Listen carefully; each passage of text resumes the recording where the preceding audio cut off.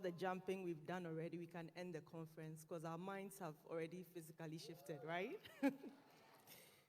It's an honor to be here, standing on existing protocols. Good morning once again, ladies and gentlemen. I'm thankful for the opportunity today because of the people here in the room today. There are a lot of young people here, and what I'm going to share this morning is something I wish I had heard or known earlier.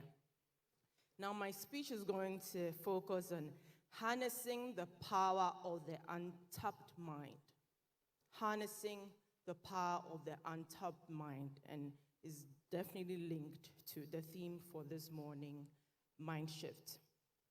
I'm going to ask a few questions every now and then, so be on the alert. I'll randomly call you. Let's see if our minds are shifting already. Now, in 2021, a group of very smart people got together to answer a simple question: what will the world look like in 2071? So in 2021, smart people got gathered and asked the question, what will the world look like in 2071? Have you thought of that question before? Have you wondered what it's going to be like? Now, 50 years from now, how would communication, energy sustainability, climate conflict, the world of fashion, entertainment, tech, and everything else look like? What's it going to look like? We're expected to have a merger between our physical reality and virtual reality. You've all heard of the metaverse, right? Facebook's transformation. Now, organic food is going to be a luxury.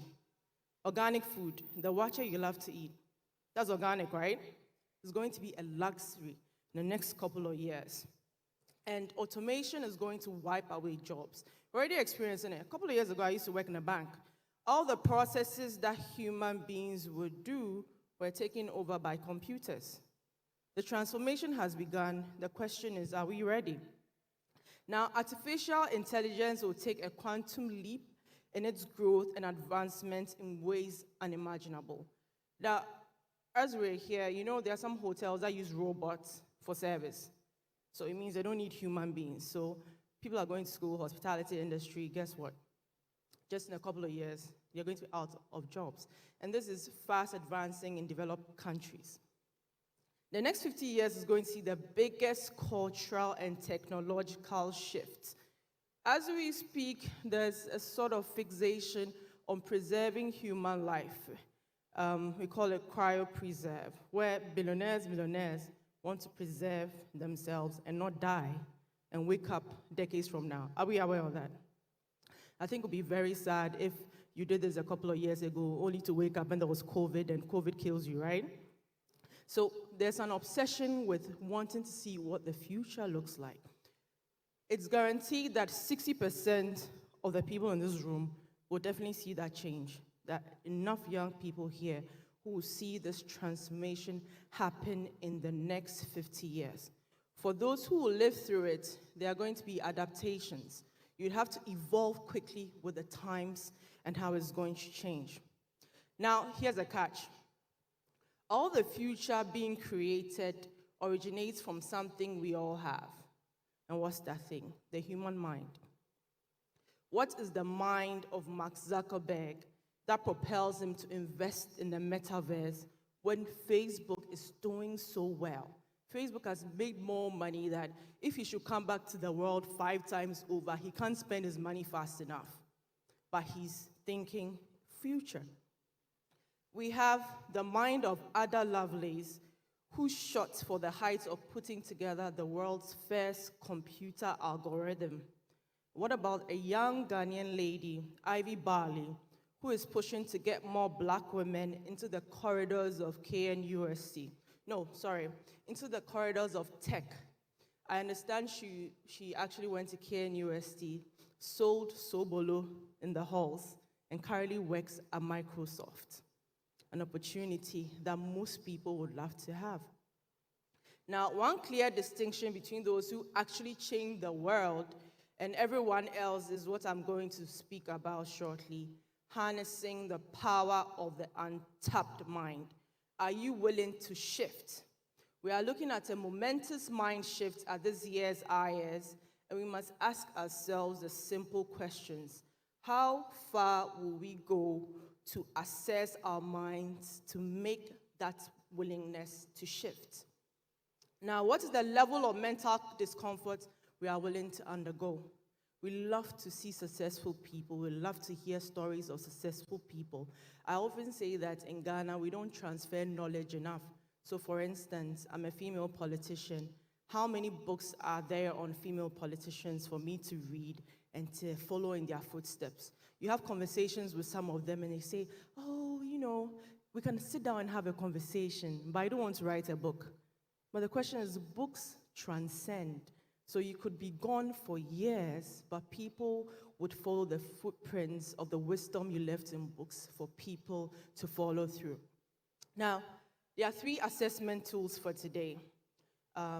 Let's go to the word untapped. When you hear untapped, can you give me a synonym for untapped? I think I'm going to point like a young lady in the crowd. Just give me a synonym for untapped. Let's break the bias, right? Let's show the men we know the words. Untapped, a synonym. Oh, any courageous? Okay. Yes, he's pointing. Unused, awesome. Then give me another synonym for untapped. Never done. So dull also. Okay. Any takers here? Okay. So unused, never used. Unexploited, awesome. Vacant, free, dormant, idle, untried. These are all words that describe untapped. Now, what exactly is in an untapped mind? I'm going to assess it with 3 things. The foundation is on 3 things. 1, for you to move from an untapped mind to have that conscious awareness. First off, is building mental awareness. The first experience in experiencing a shift in mindset is having the humility and the awareness to admit the effort it requires to make the move. I mentioned alternatives for untapped. Trust me, if I were to point to one of you and say, you have a dormant mind, you feel offended, right? You think, why would you say that to me? But the truth is, it's always uncomfortable for us to even describe what our minds are filled of, how active our minds are, what thoughts we focus on, or what occupies our brains on a daily. If you look at the vast amount of power the mind has and the little we've done with it. There was a movie called Lucy. In that movie, it was an action movie. That was the first time I got to appreciate that, indeed, we are using just 10% of our brains. 10%. The average human person uses 10% of their brain capacity. So you can imagine if we could reach 50%, what our potential could be. And even with the 10%, the evolution of technology, innovation, education, things that have all made our lives more convenient, has come from somebody who's had that mental awareness that we need to create something that makes human advancement better. The natural consequence of having a mental power also has a physical correlation. Now, I'll give you an example, a personal example. In 2014, I was working in a bank. It's not far from here, actually.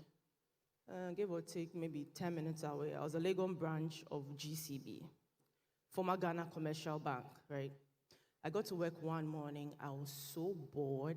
I was just sitting there looking out the window, and the window was no view. It was a wall. So I look out my window, and the view is a wall. And I was asking myself, am I going to be sitting here day in, day out, banking? People will bring money, you deposit into account, you balance, you go home. Like, what the monotony of it? I want something more. My manager at the time, she actually gave me advice. She said, Cozy, not everybody settles on one stream of income. Even in the bank, as a manager, she had 2 side hustles. She had a poultry farm and she distributed drinks. And that's for a branch manager. You think that branch manager, that's big bucks, right? So you don't put or apply your energy into anything. She said no. She had kids, and she had already envisioned the future for them. And as time goes on, prices of things go up. So she needs to make that plan.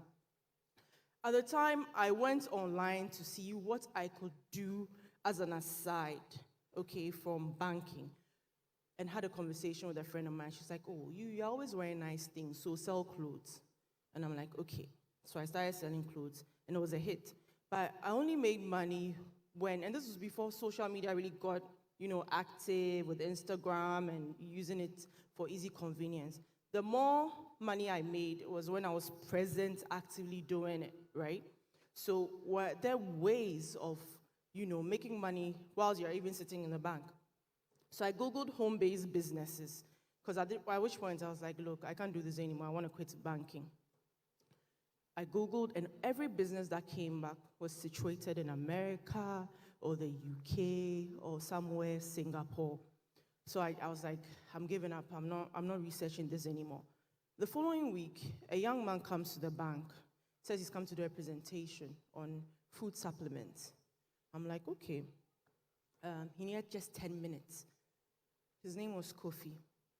Kofi, I'd actually seen him 4 months ago, getting married to my cousin. So him coming to the bank was like the second time I was seeing him. I said, hey, you're my brother-in-law, come. Let me call my colleagues. So he stands in front of us. 10 minutes, when he was done, everybody wanted what he had to sell. So I took the product, I went online, did my research. And I called him, I said, how are you doing this thing? He said, oh, the company is in East Legon, oh, trust me. If you want something on the side, this is it. I said, okay, tell me more about it. When I closed from work, he did. I signed up to the company. Mind you, I was already looking for an escape out of the bank, right? So I joined the company. In the first month, the manager of the company told me that I had hit a milestone in terms of sales, which was first ever globally in the 9 markets that they were in already. I was like, wow, this is going to be interesting. So does it make me a celebrity? And he laughed, right? Now, fast forward 4 months into it, I looked at what I was earning, and I wrote my resignation letter and gave it to my boss. Now, my boss said, I think you are making a mistake. And I said, no, I've been waiting for this opportunity all my life. Why should I commit myself time and energy and space when something I do part-time earns me more than I can ever imagine? But the question was the awareness that I needed something better, and also the conviction that if that were to show up, I would apply myself to it. Most of the time, we just think of how things can be better. We even love to go to church, and when the pastor says faith, we believe in it. But then when opportunities come, and they show up in the most unsexy of ways, quote unquote, we walk past.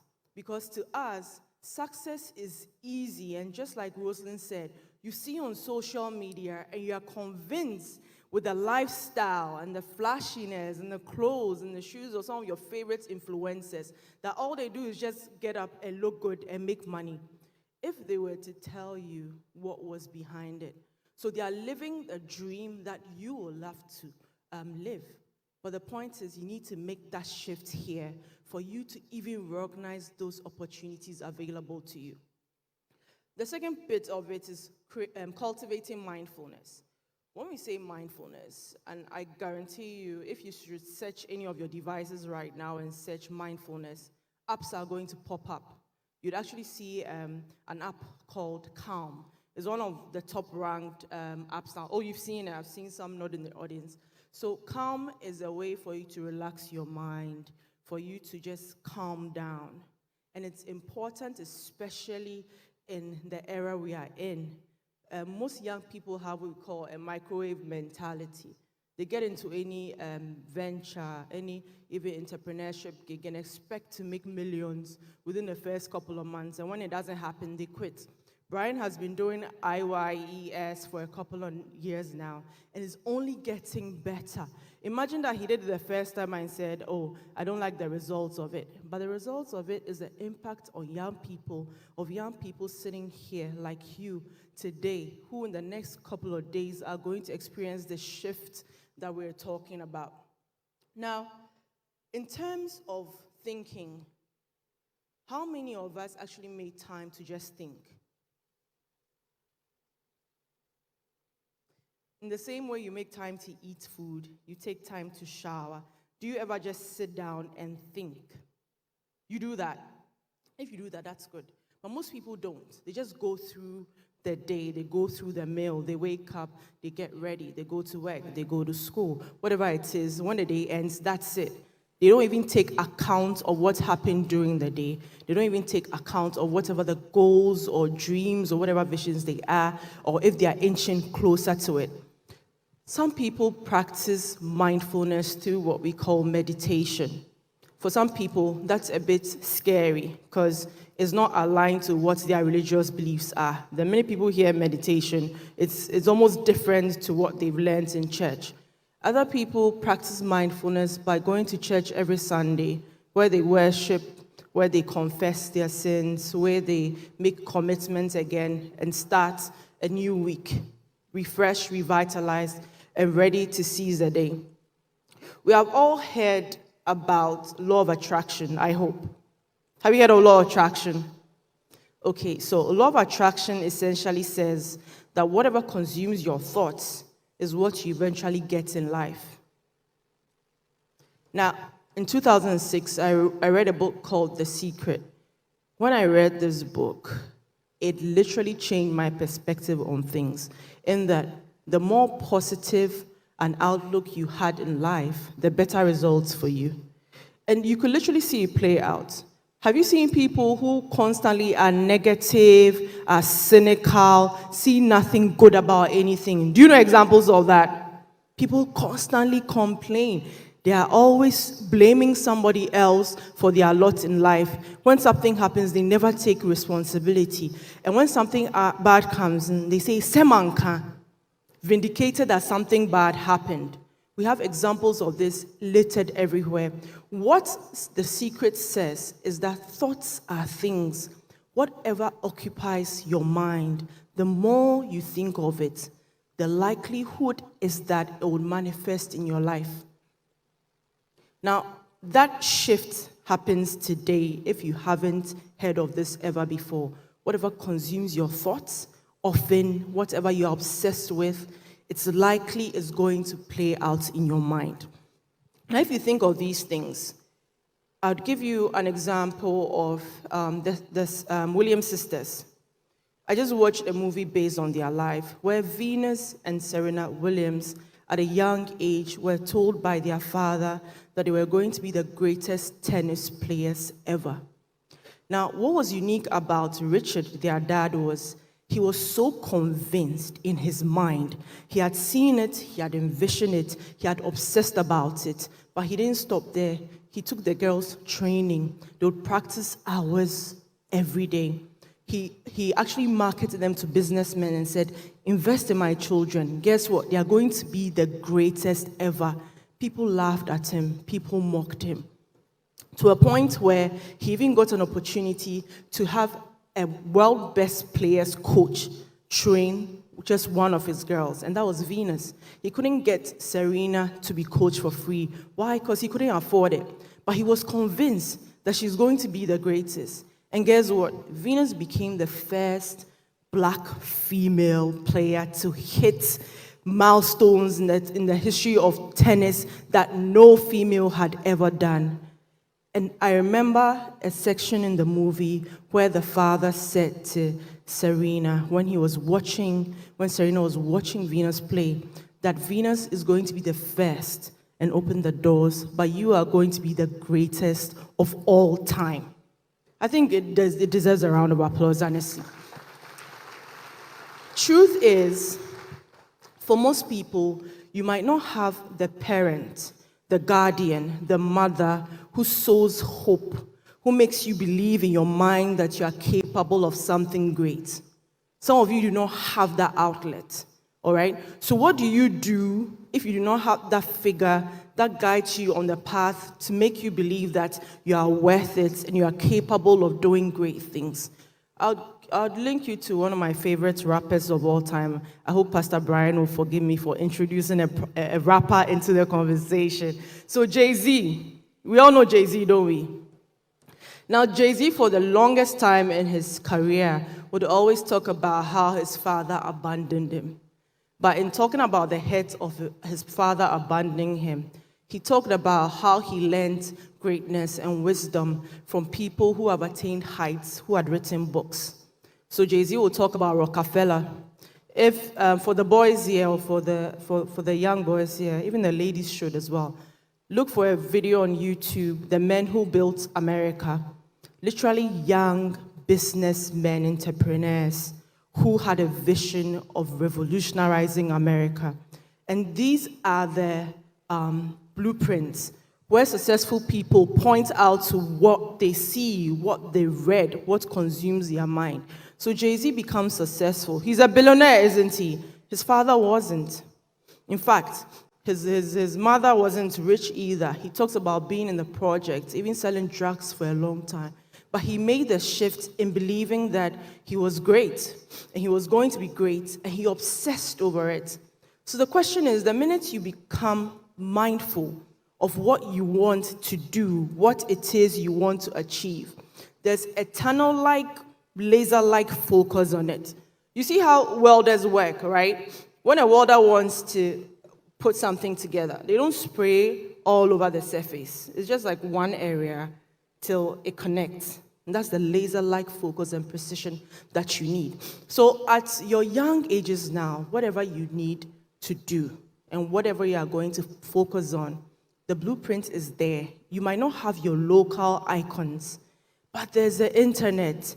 You can search a world of information. People have done just that and are building platforms that are connecting you to people that you love to hear from, people that you love to be. There's literally no excuse for anything right now. Information is here. You don't even need to go to school to learn how to cater anymore. You go on YouTube and Sweet Ajele is teaching you Ghanaian foods and Kwanchiwa. There's so much happening and it's so much easier now. An older uncle said, Kozi, really, you guys have it easier now than we did back in the day because there's no internet. There's no place for you to get access to information and whatnot. So the opportunities are available in as much as you think opportunities aren't. Our distinguished MP who just left said when people were complaining about opportunities, he created 3,500 jobs just for the constituents of Medina. So it's possible. The other thing that we need to, let me see, okay, a little bit of time. Nobody has signaled me yet. Outperforming your self-image. We often think or believe in the feedback that we get. That's why I say if you're unfortunate to have a figure in your life that doesn't necessarily sow seeds of hope, doesn't speak true things into your life, is not positive, chances are you might believe the version of what they believe you are. In fact, one of the things, I remember school, way back in school, some of the teachers used to say harsh things to our fellow pupils. It's almost like a Ghanaian thing that, oh, it will toughen you up, you know. But you could literally hear a teacher tell the student that you are not going anywhere. You're always fooling, you're not going anywhere, right? Telling that to a kid is pretty traumatic.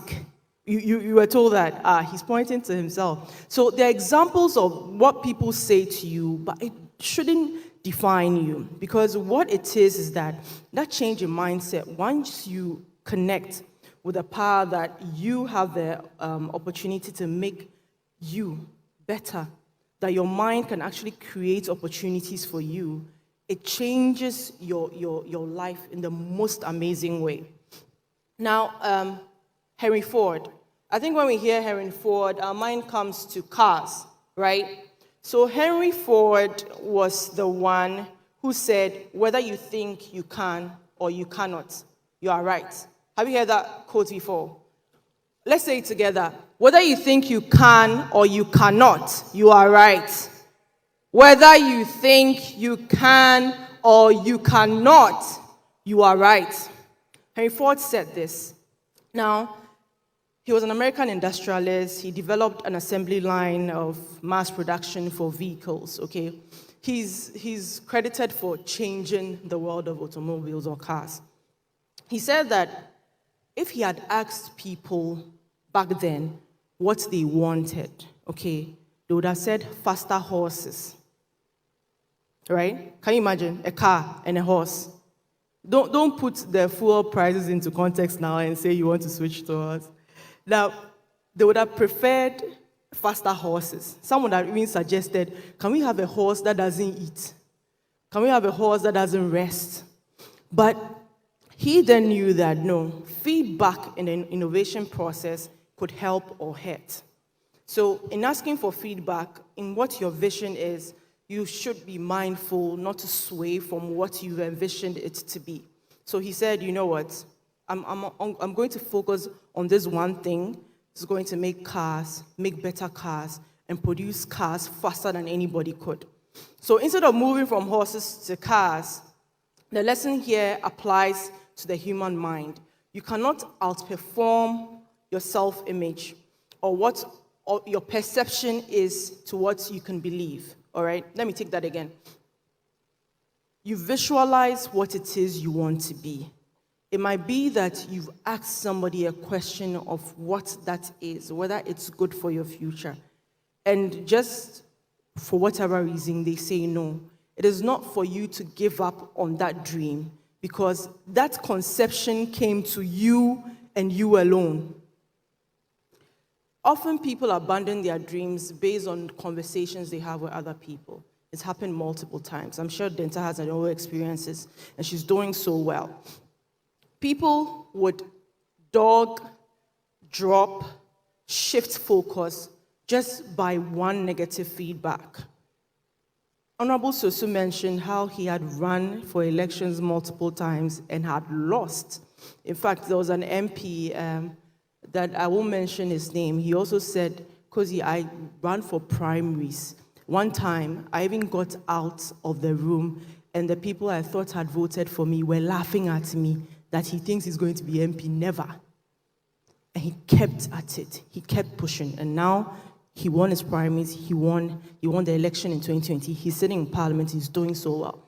So often, whatever views, whatever dreams you have, it just might be that one person, that naysayer, that will say, don't do it, and will disrupt your entire view and purpose. And that is not for you to give up. Once you've zoned in, once you've thought about it, to conceptualize it is enough. There are a lot of people who fail to even think of what they want to do or what their future even holds. My daughter at 10 years, I asked her, what do you want to be in life? And she says, a doctor. And she says, do you know you've asked me this 6 years straight? And I said, oh, really? He's like, yes. You asked me this when I was 4 years old. And I said, a doctor. You asked me when I said I was 5 years, when I was 5 years old. And I said, a doctor. And I even told you that what's better than curing people of illnesses? So why do you keep asking me? I said, I just want to be sure you are focused on that vision, you know. So even for her, I know that once she's locked it in, it's for me as a parent to assist her on what she's truly passionate about. If she changes her view along the way, as a parent, it will be for me to encourage. Most of you might not have that figure in your life that sows the seed, that gives you the mind shifts for you to believe and for you to be an agent of change, for you to realize your true purpose of impacting lives or helping people. Sitting in the audience today is a young person who's going to do amazing in the field of medicine. It's going to happen. There are young lawyers sitting in the audience. There are young entertainers sitting in the audience. All of you are destined for such great things, but it's important for you to start focusing on what that is by making that mental shift. Most important is walking in the steps. What training tools, what seminars are you going to put yourself to? What YouTube videos are you going to be watching? There's so much in terms of distractions right now in the world. Look, In as much as you're watching a good educational tool, YouTube is going to show you an ad where it takes you off what you are even learning, and before you realize you've clicked on it and you're off your course completely. I think that this seminar, in the next 3 days, is going to be really extremely powerful. As you're sitting here, tell your other friends, colleagues to tune in. As I said before, some of the things I've heard today and what I know now, I wish I'd heard when I was much younger. Now, in conclusion, since Pastor Brian is here, let me end with a not so popular background story of a donkey. A baby donkey is called what? Okay, it's actually a goat. A colt. That's true. And some people say an ass, but it's not convenient where I'm standing right now. So let's just say a baby donkey. So somewhere in 80 BC, a rich young merchant owned a donkey. This donkey served as a beast of burden, would carry loads. Its sole purpose was to carry the produce from the wealthy merchant's farms all the days of its life. Over time, the donkey gave birth to another donkey, a baby donkey. And as the donkey became of age, he asked his mother, "So, what is my future going to be like?" And he said, "Well, you see this load I'm carrying. When you become of age, this is what you are also going to be doing. Now, you take my place, you carry the load, and you serve the merchants just as I have." The donkey died, and the baby donkey took over. The baby donkey, just true to what its mother had said, continued to carry this load from the farms and to help the rich merchants. Now, it literally became the heir of destiny, because that's what his mother had told it. Our destiny is to carry these loads. In its 7th generation, one particular donkey was waiting its turn to also start the journey of carrying loads. This donkey was tied to a tree, and out of nowhere, 2 men came out and said, "Well, it's time for you to go." Now, the merchant who was just around the corner said, "Where are you taking the donkey to?" The men replied, "The Lord needs it." And that was the donkey Jesus rode into Jerusalem. Now, just like that, regardless of your generational history, regardless of what your past has been, you should leave here with a mind shift. A shift in the perception of what your mind could be, a shift in how you can reimagine your life, and most importantly, a shift in cultivating mindfulness, and a shift in performing and outperforming your self-image. Tap the power of your mind. Thank you so much. God bless everyone. Thank you so much, Madam Akosua Kozimenu. You can't go yet. We have some time. We need to